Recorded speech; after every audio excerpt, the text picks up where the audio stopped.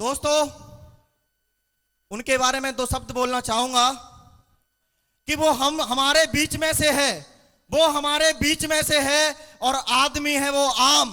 और दोस्तों, फर्श से अर्श तक पहुंचा है, नाम है परशुराम। जोरदार तालियां दोस्तों, जोरदार तालियां।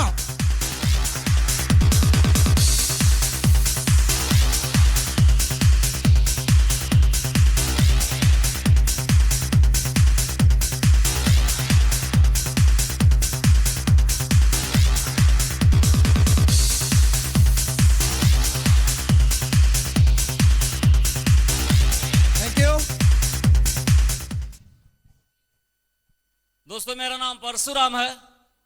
मैं गोरखपुर से बिलोंग करता हूं। गोरखपुर को कितने लोग जानते हैं? सभी लोग, थैंक यू। मैं गोरखपुर से बिलोंग करता हूं। मैं यहां पे सिर्फ दो बात करूंगा दोस्तों, क्योंकि आज यहां पे बहुत बड़ी बड़ी हस्तियां मौजूद हैं और मैं यहां पे सीखने के लिए आया हूं। यह भी देखने आया हूं कि हम गोरखपुर में काम करते हैं, वहां के लोग कैसे काम करते हैं। जरा मथुरा में देखें यहां के लोग भी कैसे काम करते हैं। तो दोस्तों, मैं यहां से बहुत मोटिवेट होके जा रहा हूं, बहुत कुछ सीख के जा रहा हूं दोस्तों। Thank you. मैं यहां पर सिर्फ दो बातें करना चाहूंगा। सबसे पहली बात कि सिक्योर लाइफ में आज मैं हूं, तो सिक्योर लाइफ से पहले मैं क्या था और ऐसा कौन सा वो दिन आया कि हमारे लाइफ में सिक्योर लाइफ आया, और जब सिक्योर लाइफ हमारे लाइफ में आया तो अब हम कहां पे हैं। मैं सिर्फ दो बात करूंगा यहां पे। तो दोस्तों, जैसा मैं गोरखपुर से रहने वाला हूं, बहुत ही गरीब परिवार में मेरा जन्म हुआ। हम परिवार की बात करें तो हम 4 भाई हैं, हमसे सभी छोटे हैं। कोई 6 साल का है, कोई 10 साल का है, कोई 12 साल का है, कोई 16 साल का है। 4 बहन हमारे छोटी छोटी हैं, सभी हमसे छोटी हैं। माता जी हैं, बाबा जी हैं, इतना हमारे परिवार है। और दोस्तों, जैसा हमारी सोसाइटी या हमारे प्रोफाइल में हर आदमी जो है यही चाहता है, हर माँ बाप यही चाहता है कि आप पढ़ाई लिखाई करें, पढ़ाई लिखाई करने के बाद आप एक सरकारी नौकरी लें। यस और नो? हमारी सोसाइटी यही सिखाती है। ऐसा मुझे भी ये बीच मेरे दिमाग में बोया गया, ऐसा संस्कार मेरे अंदर डाला गया और मैं जैसा लोग बताते गए वैसा मैं करता गया। ऐसे परिवार से था जहां पे आज कमाना है, आज का खाना है। और उस परिवार का एक सपना था कि हमारे घर का चिराग अगर एक सरकारी नौकरी पा जाए तो हमारी घर की स्थिति बहुत अच्छी हो जाएगी। शायद मुझे लगता है सबका ये सपना होता आज के जमाने में। यस और नो? तो दोस्तों, मुझे भी लगा कि मुझे नौकरी लेनी चाहिए सरकारी। पढ़ाई लिखाई किया, 10+2 किया, ग्रेजुएशन कर रहा था। इसके दौरान दोस्तों पुलिस डिपार्टमेंट में भर्ती निकला और भर्ती देखना चालू किया। हालांकि और सपना कुछ और बनने का था मेरा, लेकिन किसी कारणवश वो नहीं बन पाया। तो लोगों ने कहा इसी पुलिस फोर्स में आप चले जाइए। तो मैंने पुलिस फोर्स की भर्ती देखना स्टार्ट किया। और जब मैं भर्ती देखना चालू किया था तो शायद आज के जमाने में हर आदमी यही बोलता है कि सरकारी नौकरी नहीं मिलता है। इतना आसान नहीं है सरकारी नौकरी पाना। आज के समय बहुत सारे पैसे लगते हैं, बहुत सारा टैलेंट चाहिए। सारी सोसाइटी, हमारे परिवार को, माँ बाप को, हमको हर जगह यही बताते कि इतना आसान नहीं है जो आप सोच रहे हैं कि आप भर्ती हो जाएंगे, सरकारी नौकरी ले लेंगे। लेकिन दोस्तों, परिवार की स्थिति काफी कमजोर थी। हमारे लिए एक चैलेंज वाली बात था, हमारे लिए एक बहुत इमोशनल मोशन था। बहुत परिवार को अगर मैं नौकरी नहीं पाऊंगा तो मेरा परिवार काफी डूब जाएगा। और एक जुनून के साथ, ईश्वर को साक्षी मान के दोस्तों, मैंने सरकारी नौकरी के लिए तैयारी करना स्टार्ट किया। पहली भर्ती देखा, दूसरी देखा, तीसरी देखा, चौथी देखा, पंचवी देखा। कोई भी फार्म निकल रहा है, एसएससी का, बैंक का, रेलवे का, पुलिस का, आर्मी का, जो भी निकल रहा है सब में फार्म अप्लाई करता चला गया। एक साल में मैंने 14 भर्ती देखा और 14वें भर्ती में मेरा नंबर आ गया। मैं बलिया से उत्तर प्रदेश पुलिस में भर्ती हो गया दोस्तों।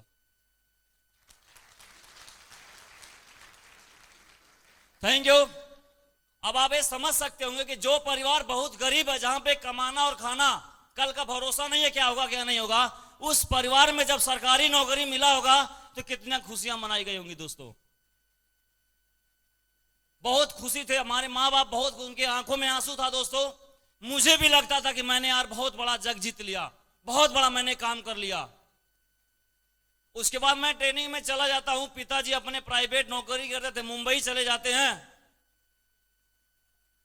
वहां से बातचीत होता है, ट्रेनिंग पीरियड समाप्त होने वाला होता है, तो ऐसा होता है कि हम दोनों बातचीत करते हैं कि हमारा ट्रेनिंग समाप्त हो रहा है, अब हम दोनों मुलाकात करेंगे, आप भी छुट्टी लेके घर आइए, मेरी भी छुट्टी होने वाली है, हम दोनों घर पे मुलाकात करेंगे। और एक सप्ताह रह गया था, एक सप्ताह बाद हमारी छुट्टी होने वाली है, तब तक मैं परेड में जा रहा था, अचानक फोन आता है आपके पिताजी एक्सपायर हो गए, हार्ट अटैक हो गया उनको। तो दोस्तों एक बहुत बड़ा सदमा लगा। शायद इस सदमे को, जो मेरे पिताजी बहुत यंग थे, 45 इयर्स उनका एज था, बहुत यंग थे, हम दोनों जहां भी जाते थे लोग उनको भाई कहते थे कि आप दोनों भाई हैं क्या, नहीं बोलते थे हमारा एक बड़ा लड़का है। दोस्तों ऐसा एक बहुत बड़ा दुखद घटना होता है। उसके बाद हम आते हैं, क्योंकि ये सबके साथ होता है, कहीं ना कहीं आदमी झेल ही लेता है, ऐसा नो, कहीं ना कहीं बर्दाश्त करना ही था, प्रकृति से क्या हम लड़ सकते नहीं थे। उसके दौरान फिर आए, नौकरी करने लगे, परिवार चल रहा था, अच्छा खासा चल रहा था। तब तक एक बहुत बड़ी और दुखद घटना हमारे परिवार में घटती है कि आप सभी लोग जानते हैं कि 2006 बैच की जो भर्ती हुआ था, वो सभी भर्ती को निरस्त कर दिया था, जानकारी है? हेलो। तो उस भर्ती में मुझे नौकरी से निकाल दिया गया।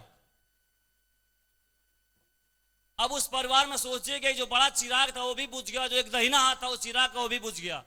अभी 4 भाई बहन, दाल रोटी कहां से चलेगा? अब इस बात को इमोशनली अपने लीजिए। यहां पर अगर आप अपने घर के परिवार के सदस्य हैं, आप अपने आप को कुछ समझते हैं, तो आप अपने आप को मान के देखिए कि ऐसे सिचुएशन में आप क्या करेंगे। ऊपर से कई लाख रुपए कर्जा, 10% इंटरेस्ट पे, लोगों का फोन आ रहा, मेरा पैसा चाहिए, समझ में नहीं आ रहा था क्या करूं। उस समय हिम्मत से काम लिया, ईश्वर को साक्षी मान के मैंने कहा भाई साहब पैसा दे दूंगा, अगर जिंदा रहूंगा तो आपको मैं पैसा दूंगा, आपको जान से मारना मार दीजिए, मैं पैसा कहां से दे दूं, धैर्य रखिए, मैं 100% आपको पैसा मैं कमा के दूंगा। और तब तक परिवार के दाल रोटी के लिए प्रॉब्लम होने लगा। मैं दिल्ली चला गया, वहां 3-4 महीना मैं कंपनी में काम किया, वहां से 4-5 हजार रुपए महीने कमा के घर भेजा था, घर का दाल रोटी चल रहा था। इसके दौरान एक इंफॉर्मेशन मिलती कि आपकी भर्ती बहाल हो गई, मैं वापस चला आता हूं, जबकि भर्ती बहाल नहीं होती है। घर आ जाता हूं, जो 4-5 हजार कमाता था वो भी धंधा बंद हो गया। फिर मैंने वहां के आगरा आया, आगरा काम के लिए आया, और आगरा काम के तलाश में ढूंढ ही रहा था। इसी बिजनेस की जानकारी देने के लिए 2 महान हस्ती जो ढूंढ रहे थे कि कौन मिले किसकी जिंदगी में बदलाव करें, दूसरों को समझा रहे थे प्लान को। और मैंने कहा क्या है जरा मुझे बताइए। उन्होंने कहा कि आज मेरे पास टाइम नहीं है, संडे को आप आइएगा। और सबसे पहले जो व्यक्ति मुझे बुलाए थे उसमें से एक व्यक्ति यहाँ पे मौजूद हैं, और एक व्यक्तित्व तो यहाँ पर मौजूद नहीं है। हम चाहेंगे मिस्टर महेश जी के लिए, मिस्टर रवि जी के जोरदार ताली होनी चाहिए। Thank you. तो दोस्तों आप सबसे पहले एक लेसन तो अभी यही समझ लो कि जो आपके हाथ में अपॉर्चुनिटी लगी हुई है दोस्तों, आपको नहीं मालूम है कि ये अपॉर्चुनिटी किसी घर के लिए, किसी परिवार के लिए कितनी खुशियां दे सकती है। दोस्तों आप लोग छिपा के अपने पास रखते हैं, आपको शर्म आती है, आपको झिझक आती है। दोस्तों अगर वो हंसते हमको नहीं प्लान को समझाए होते तो आज हमारे साथ क्या होता। तो आप लोग कसम खाइए, अपने सेल्फ इमेज को हाई रखिए कि मेरे पास जो अवसर है वो दूसरे को, जिंदगी को बदल सकता है। दोस्तों छिपाइए, मैं दूसरे को जानकारी दे दी दोस्तों। Thank you. जानकारी दिया, प्लान को देखा, प्लान में क्या समझ में आया, क्या बताया, कुछ समझ में नहीं आया। इतना समझ में आया कि काम को करना चाहिए। क्यों करना चाहिए, कैसे करना चाहिए, होगा कि नहीं होगा, कंपनी क्या है कोई मतलब नहीं, बस इतना समझ में काम करना चाहिए। क्योंकि अपने पास कुछ था नहीं, काम के तलाश तो मैं ढूंढ ही रहा था, काम के तलाश में तो मैं था ही। और दोस्तों उस बिजनेस को मैंने पकड़ा। उसके बाद से मैं एक व्यक्ति के गाइडलाइन में आ गया, जो मुझे मेरा एक पिता छीन गए, लेकिन एक दूसरे पिता के रूप में मुझे मिल गए, जिनका नाम है मिस्टर माधव साहब। जबरदस्त तालियां होनी चाहिए इसके लिए।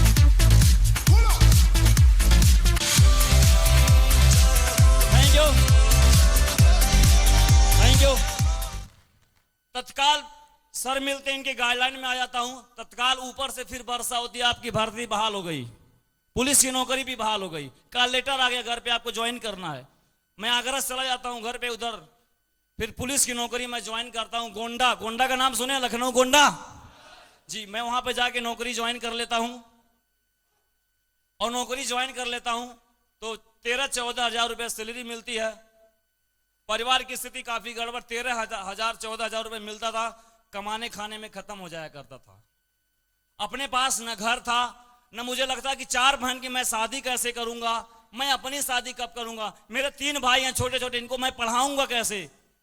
नौकरी तो मिल गई थी, ऐसा नहीं जग जीत लिया था। मिलने के बाद जब तनख्वाह आया, कभी भी 3 महीना 4 महीना साल भर तक कुछ भी नहीं हुआ अपने साथ, और साथ में सिक्योर लाइफ था। सिक्योर लाइफ ज्वाइन तो कर लिया, लेकिन चल नहीं पाता था उतना, नौकरी के माध्यम से देख रहा कुछ हो नहीं रहा है।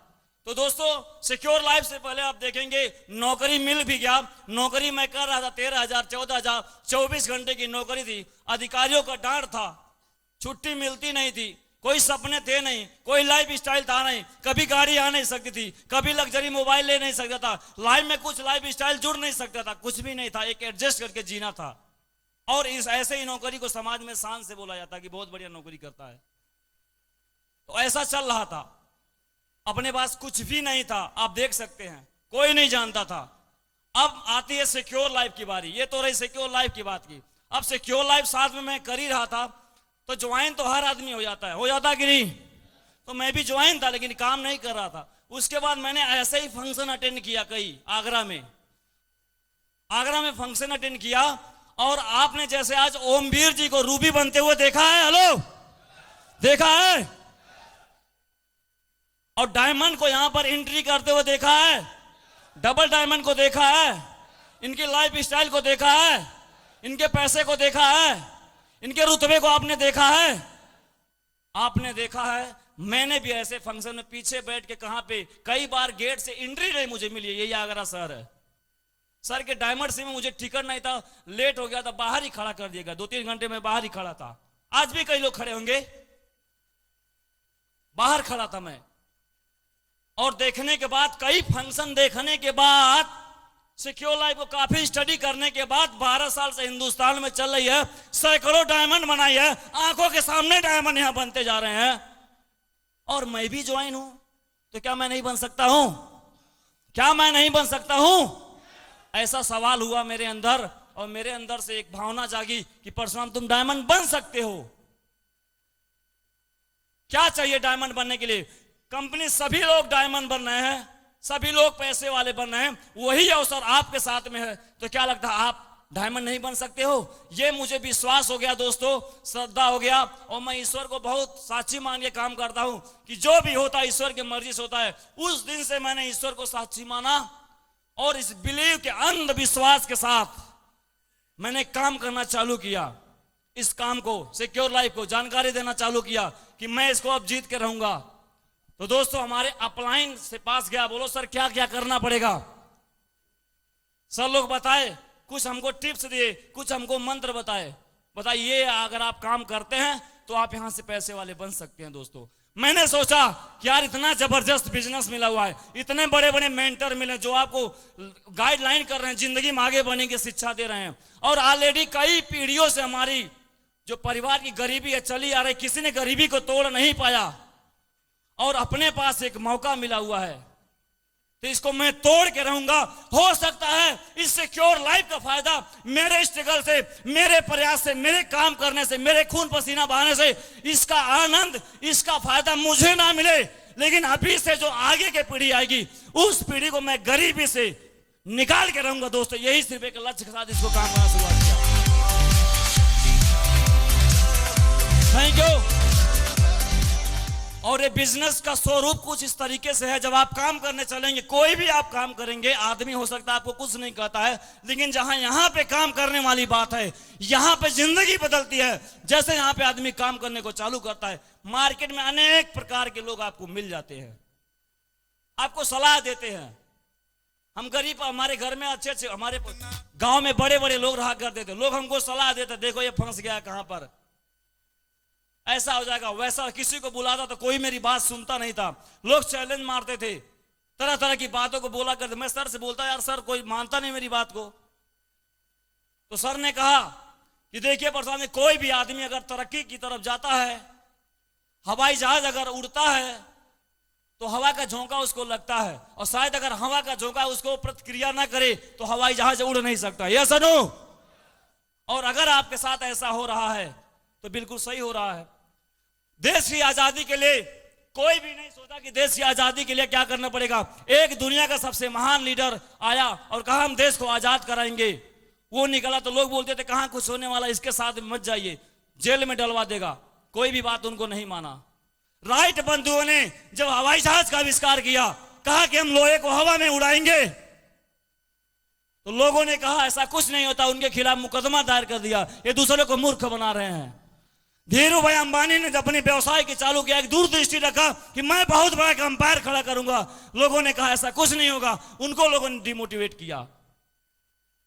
हर क्षेत्र में जो आदमी बहुत ऊंचाइयों पहुंचा है, उसको इसी समाज ने डिमोटिवेट किया है। और परशुराम जी, आप भी अगर यही काम करने चले हो, आप भी अपने घर की गरीबी दूर करने के लिए चले हो, तो लोग आपको भी ऐसा बोलेंगे। अभी आपको ये सोचना कि आप इनके बातों में आते हो कि जैसे सफल लोगों के साथ भी है उनकी बात को आप मानते हो। मैंने कहा सर जो आप बताओगे वही मैं करने के लिए तैयार हूं। दोस्तों, क्या ऐसा आपके साथ होता है? होता है दोस्तों। सक्सेस का रास्ता ही यही है, यही रास्ता ही है, यही रास्ता है, और कोई रास्ता नहीं है, कोई रास्ता नहीं इसके अलावा। Thank you. दूसरी बात, मैंने कहा ठीक है सर मैं झेलने के लिए तैयार हूं, और मैंने अपना एक लक्ष्य रखा सामने, अपना एक विजन रखा, अपना एक ड्रीम रखा कि मुझे गरीबी हटाना है। दुनिया कुछ भी बोले, मुझे कुछ भी करना पड़े, मैं किसी के सुनने वाला नहीं हूं, मैं सिर्फ अपलाइन जो सिस्टम बोलेगा वही करने वाला। दोस्तों, मैंने इधर इस कान से सुना, इस कान से निकाल लिया दोस्तों, और काम करना चालू किया दोस्तों। तो मेरे साथ रास्ते में सक्सेस में जो होता वही हुआ क्या, मैं लोगों को प्लान दिखाता था, लोग ज्वाइन नहीं कर रहे थे। 9 महीना मैंने लगातार प्लान दिखाया, 9 महीना में मेरा 1000 का चेक बना दोस्तों, 1000 का चेक, कोई ज्वाइन नहीं करता था। Thank you. कोई ज्वाइन नहीं करता था। सर बताते थे, सर के पास सर कोई ज्वाइन नहीं करता है, क्या करे? सर बताते थे। सक्सेस का फार्मूला जानना चाहेंगे परशुराम? मैं आपको बार बार नहीं समझा पाऊंगा, एक बार मैं आपको समझा देता हूं, आप उसको अंधविश्वास कर लो। कहा सर साहब बता दीजिए हमको क्या मुझे करना है। सर ने एक बार मिस्टर नरसिंहवाल का वीडियो देखा, मिस्टर माधव सर का वीडियो देखा, ओम प्रकाश जी का देखा, और सर के गाइडलाइन में लगा रहा। सर मोबाइल के माध्यम से हमारे घर जाके, हमारे सिटी में जाके हमको समझाते रहे। उन्होंने एक फार्मूला मुझे बताया, कहा यही फार्मूला आपको लागू करना पड़ेगा, इस पे अगर आप चलते जाएंगे तो निश्चित तौर पे आपको सफलता मिल जाएगी। दोस्तों, मैंने कहा सर कौन सा formula?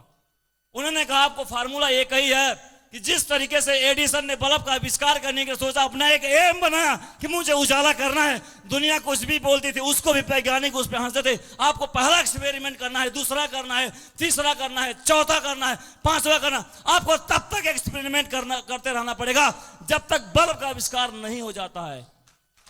Thank you. Ibrahim Lincoln को बताया कि अगर आपको राष्ट्रपति बनना है तो आप उसकी हिस्ट्री को देखिए, अगर उसे राष्ट्रपति बनना है तो उसे तब तक चुनाव लड़ना पड़ेगा जब तक वो राष्ट्रपति नहीं बन जाता है। Thank you.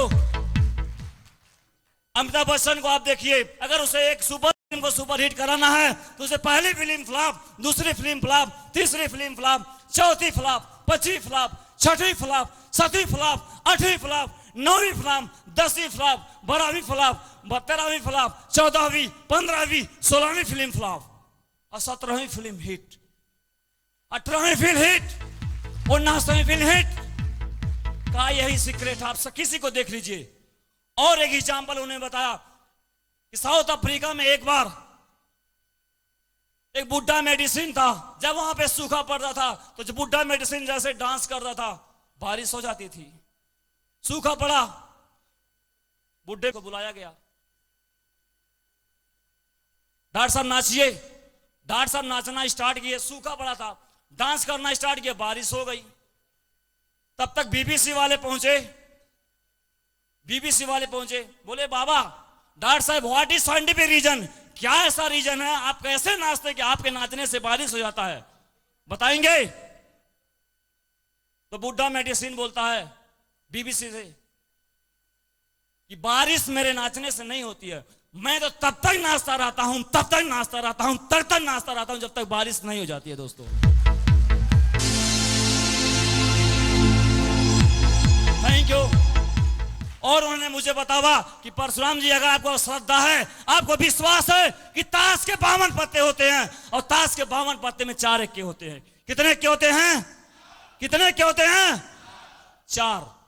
अगर आपको भरोसा है कि आपके पहले पे इसमें 4 इक्का है तो आप फेरते जाएंगे, फेरते जाएंगे, फेरते जाएंगे, फेरते जाएंगे। हो सकता है कि 30 बार तक इक्का नहीं आए, हो सकता है कि 48 बार तक इक्का नहीं आए, लेकिन अगर आपको भरोसा है कि 52 पत्तों में 4 इक्का होता ही है तो आप फेरते जाएंगे, फेरते जाएंगे, फेरते जाएंगे, फेरते जाएंगे दोस्तों, और आपको इक्का मिल जाएगा। Thank you. और मैं सब कुछ समझने के बाद, थैंक यू, सब कुछ फार्मूला समझने के बाद फिर मैंने एक ईश्वर को साक्षी मान के, गुरु मान के, इसको अपना एक मंदिर मान के सब कुछ देख लिया, diamond ruby crown ambassador check देख लिया, सर्टिफिकेट देख लिया, कंपनी की लीगल डॉक्यूमेंट सब तो देख लिया। अब मैंने कहा अब बन के रहूंगा, अब मैं कहीं क्वेश्चन नहीं करूंगा, सीधे ही काम करूंगा। आए तो बेस्ट, नहीं तो नेक्स्ट, सीधा प्लान दिखाते जाऊंगा, प्लान दिखाते जाऊंगा, प्लान दिखाते जाऊंगा। तब तक मैं प्लान दिखाऊंगा जब तक मैं डायमंड नहीं बन सकता हूं। और दोस्तों प्लान दिखाना चालू किया, थैंक यू, प्लान दिखाना चालू किया, सिल्वर बना, गोल्ड बना, पर्ल बना, टोपाज बना, इमराल्ड बना, रूबी बना। इसी साल मैं डायमंड भी बनूंगा दोस्तों, डायमंड भी। Thank you. तो रूबी बन गया, जीत गया, जीत गया। आज कोई भी सिपाही साल हमारे आंख नहीं मिलाता जो हमारे साथ का ज्वाइनिंग नहीं किया है, आंख नहीं मिलाता है। हमारे घर परिवार के जो बड़ा आदमी है कोई भी आंख नहीं मिलाता है, क्योंकि इस साल जो मेरी आमदनी होने वाली है, मैं चैलेंज कर दिया हूं। मेरा घर सहजनवा क्षेत्र में पड़ता है। इस उम्र में 25 साल की उम्र पूरे क्षेत्र में 1 करोड़ सालाना कमाने वाला कोई पैदा नहीं हुआ, कोई परशुराम सिर्फ होगा दोस्तों। मैं चैलेंज मार दिया हूं।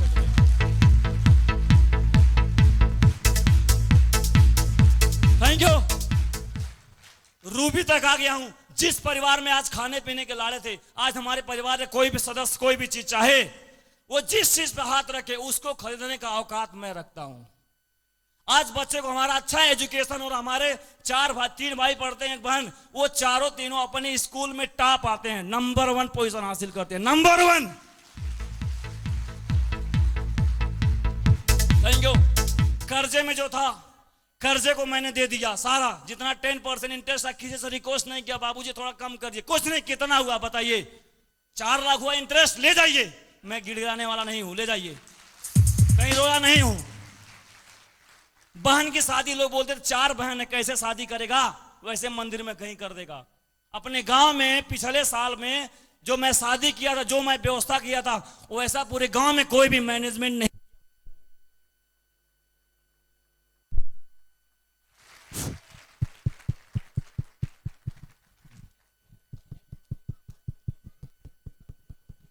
हेलो। कि कर्जा भी निकल गया, बहन की शादी हो गई, परिवार गांव से शहर में आ गया, अपनी भी लाइफ स्टाइल हो गई, अपनी भी क्या है, अपने पास सब कुछ है। हमको मिला है मंच, money, Mala, mic.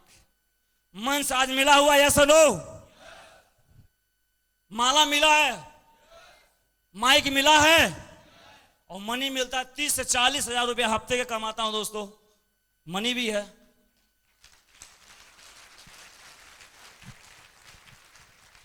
Thank you. दूसरे बहन की शादी फिर होने वाली है, उसको और धूम धड़ाके से करने की प्लानिंग चल रही है। मैं जाके तुरंत डेट फाइनल होना है, उससे जबरदस्त होने वाली है। और अपने लिए कार नहीं लिया, क्योंकि मैंने प्राथमिकता तय किया कि पहले बहन की शादी करो, फिर बाद में कार लूंगा। जैसे बहन की शादी होगी, या शादी के दिन या शादी के बाद या शादी से पहले, ऐसी प्लानिंग मेरी है। अपने लिए एक नई कार है, 9 लाख रुपए की कार अपने लिए मैं परचेज करने जा रहा हूं, जो 1 से 2 महीना में परचेज कर लूंगा 100%। Thank you. और जब मैं 2 साल नौकरी करता चला गया, 70-80 हजार रुपए मेरी नौकरी चल रही थी, तो जिस नौकरी को लोग चाव से समझते, जिसके लिए लोग घूस देते, जिसको बहुत बड़ा एक मिशन, पता नहीं क्या क्या मानते हैं नौकरी को लोग आज के जमाने में, दूसरा जन्म मानते हैं कई लोग तो। और मैंने उस नौकरी को छोड़ दिया। ले जा तू अपनी नौकरी अपने पास रख, दाएं मुड़ बाएं मुड़ पीछे मुड़ आगे मुड़, तुम चलाओ, मैं चलने वाला नहीं हूं। मैं तो सिर्फ यहां चलने वाला हूं दोस्तों, यहां।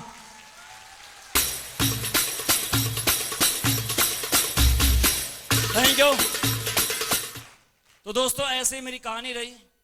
अब तो अभी तो थोड़ा बहुत सीखा हूं, सीख ही रहा हूं। अब ऐसे मेंटर साथ में हैं जो जीते हुए लोग हैं, खुद को जीते हैं।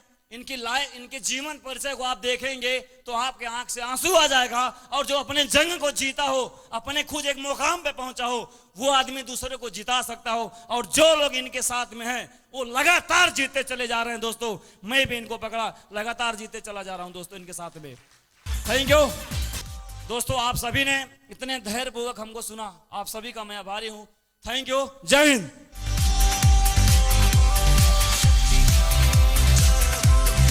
खड़े होके जोरदार ताली दोस्तों।